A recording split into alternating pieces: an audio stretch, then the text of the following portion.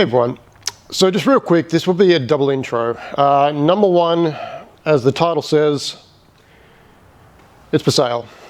I'll be going into that in the second part of this video, but just as a preliminary, and it'll be changed after the fact once the car is sold. If you would like to purchase this, for argument's sake, just throwing it out there, if you're on the east coast of Australia, then I've put up an email in the comments section below, in the details, or I might make a comment with the email address in there also. Yeah, just reach out, and if you've got any other questions or you want a bit more video on certain things, I'm happy to post them up in a private, private view and everything like that. So, yeah, that's pretty much it for this small intro. So this will be cut out. So there'll be another intro just after this one, blackout intro, and then we'll start the reason why this is happening. So this isn't where I wanted to be, and unfortunately what's led me here is a couple of things. Number one, I really don't know how to prioritize them.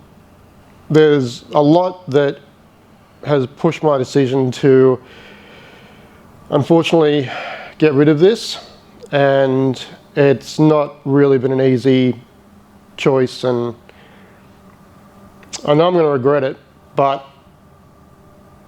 I just can't go any further with it. I suppose biggest factor being, number one is, as certain videos along the way have suggested, I will be losing access to this space that the car and working on my other car along the way is stored in. And because of that factor, I don't have anywhere to put this. My house doesn't have a garage, doesn't really have a shed to put a car into. It's got a lot of space, but it's all open area, and it's all kind of, not landscape as such, but yeah, long story short, I've basically got nowhere to put this, that it's not going to undo all the work that I've done to it. It'll be basically sitting out in the weather, which I don't want. If I put it into a storage shed, I'd need a massive one, because I need to be able to lift the body off. I won't have a forklift like I have the luxury of here. There's just too many obstacles without having a workshop myself to be able to finish this car for me. I'm sure someone else out there can do it, and all the best to them. For me though, and as you know along the way, I've pretty much learnt everything off this car. I've learnt stuff I've never ever done before to get to this point now. So for me, this was a massive, massive undertaking. And I was afraid I was going to bite off more than I can chew, but I seemingly managed to rebuild an entire chassis. If I'm being perfectly honest, it's garbage. I mean, first attempt and all that sort of thing. In the grand scheme, it's a good effort. For me, being a perfectionist, I hate it. I go back now and look at things that I've done and how I did them and everything like that, and I just go, I absolutely hate this. I still like it for the fact that it was all me doing it. It's 100% me, but it's just, yeah. Second reason is honestly emotional and mental drain. I did post up in a small little short, the fact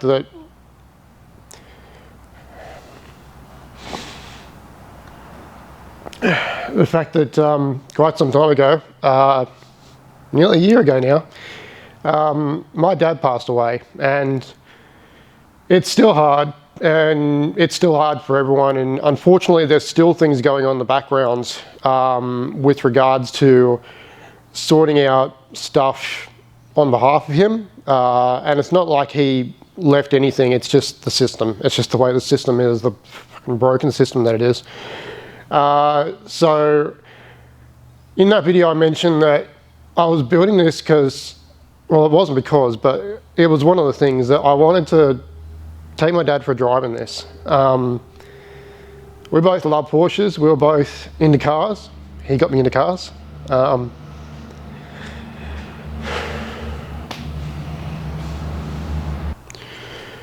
Let's grab my coffee because it's a lot. It's one of those things, oversharing. Don't really need to share this information. I've gone so far with this car, and I feel I don't owe you guys anything, but I started this because I wanted to, for myself, build this car, but B, kind of take people along the journey. I love watching people rebuild cars and, you know, start from scratch, work their way up. One of the shows that I remember, whether you guys do, was a car that was born and then a car was reborn. We had it over here on Foxtel.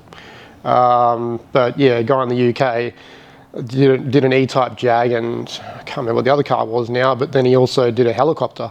But I just loved watching those sort of rebuilds. And another TV show way back when, American Hot Rod, going back to what I was saying before I had to stop, me and my dad used to watch that, and we loved it because he loved his old hot rods. He grew up in that period. He had a ton of cars. He owned a car, yeah, he owned a couple of car yards. He absolutely loved all that sort of stuff. And again, he got me into cars. We used to work on, I think, about 2 or 3 of my cars when I had them in the early days. And then it just got to the point where, unfortunately, he couldn't really do work on cars anymore, and then I just started to work on them by myself, and obviously time progressed, I moved away, etc., and so on. Fast forward to, what is it, 4 years, 5 years now I've been doing this. He knew the project. I showed him, he was so excited, and obviously so was I. And the whole thing was, you know, I'll take you for a drive, and at the end, you know, it'd be really, really cool that, you know, all this stuff you taught me and everything. All this stuff that you helped me learn along the way, we'll be able to enjoy it with something that I built from the ground up. And obviously that never came to be because he passed away last year.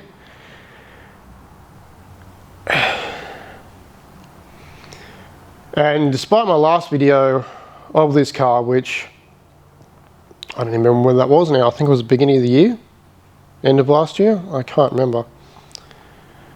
And I was adamant I was going to continue and finish this car off, but I can't do it. The problem for me is I constantly overthink too many things, and I am always in essentially a rather poor mental state. It's just the way I am. Always have been, always will be. Cars have always been a distraction, and they've helped me kind of get over things, but also, for me, in most situations, the car's been the memory. It's the attachment to a point in time where I can kind of think back and remember good things about certain, you know, points in my life. So when a car has too much bad or negative or whatever,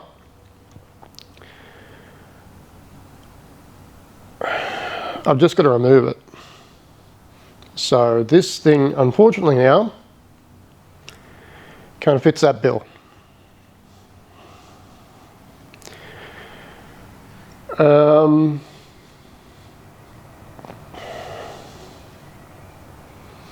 It unfortunately needs a fair bit of work, and that's kind of the problem, because I've done the chassis for the most part. It's pretty well sorted. I never sorted that damn ball joint, so yeah. The tie rod, not ball joint. Anyway, but yeah, the fiberglass now is the biggest hurdle, and that's kind of the problem. Is that for me? I mean, everything about this car has been a hurdle and a half. I, had to learn everything along the way. The fiberglass would have been no exception, but it is by far going to be the hardest thing in this situation. And not really any help from me, but having the shell stored here where it was, the way it was, I kind of made things a little worse. Yay. But I didn't make things great to begin with, because cutting this front section here, it's just absolutely learnt along the way with this car of a heap of things of what not to do. And I can in all honesty say I'm never going to do this ever again. Not because I didn't enjoy it, but because I don't have the means, and honestly it's taken me so long to get to this point. And I mean, it's dumb for me to say because I'm still relatively fit and everything like that. I might run out of time to be able to do it. So to finish it off, I don't do things quickly. I do things very slow, meticulously as possible, because again, I aim for perfection. I don't achieve it, but I aim for it. And the problem is, because of that reason, it just takes me so long to do anything. I'm not a quick person in that regard. So, what can take someone a weekend takes me 3 months. It's just the way I operate. But anyway, I digress. I'm rambling on as always. So I will be bolting on a few more things, get the bonnet back on, the engine lid back on, just so it's one less thing for the person who buys it to have to deal with. Yeah, sorry I'm shaking if that's visibly noticeable. It's starting to get cold and I still have summer clothes on, but also talking about this stuff, my mind's not liking it. Yeah, so I think I've pretty much said everything, really. There's nothing more to say. It's just been a twofold factor, that losing this space, which was the primary thing, because I've got nowhere to put this. But I can't work on this car anymore. I just can't. And it sucks. It really sucks. So eventually, more videos will come, but for me now, because I lose this space, I don't really like working outside. I hate outdoors in most situations. I'm an indoor person. I hate dealing with weather, extreme heat, extreme cold, which we tend to get a lot of where I live. There's barely a middle, and the middle we do get lasts a couple of days, and then it's one or the other, or extremely windy. So yeah. This unfortunately is the last you'll see of this car. I didn't film putting the shell on, sorry, but I just wanted to get it done. And this is pretty much the last time you'll see it. So I thought, get to see it one more time with the shell on top. I jacked it up way too much on the rear. It's a monster truck at the rear end. The front even looks really high too. Like, the funny thing is, I've got the MR2 just beside the camera there. Height wise, this section right here is taller than the MR2, and yet Porsches are supposed to be low, but again, this isn't a Porsche chassis. I could slam it, obviously.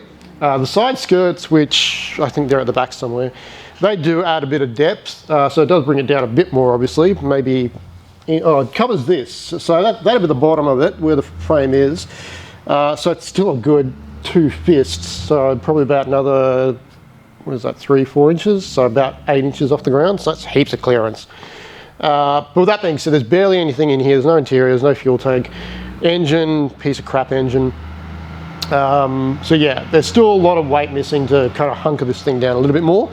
But yeah, that rear suspension I've jacked way too much. It's really kind of tricky to figure that rear suspension setting out. Read the manual, but yeah, whatever. Not gonna be my problem anymore. Simple as that, really. So yeah. So that's pretty much it. Rambling on. If you've made it this far at the end, thank you so much for listening, I guess. But again, it's weird to say, but honestly, I am sorry I didn't finish this. I really did want to. And making these videos was kind of spurring me on to continue, because you guys watching it, it was more or less encouragement for me, because, you know, I like watching people build stuff, and then I kind of wonder, where's the build, what's going on, etc. and so on. Sometimes you never get an answer as to why they simply stopped. Well, this is my reason why this one is going away. Maybe the next person to buy it will do videos. I kind of doubt it. Not a lot of people that kind of do these sorts of videos. If they do, I'll be happy to link them. But yeah. All I can hope now is that this goes to someone that finishes it off. And that's it.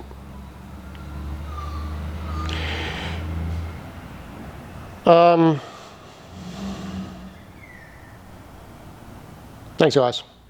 See ya.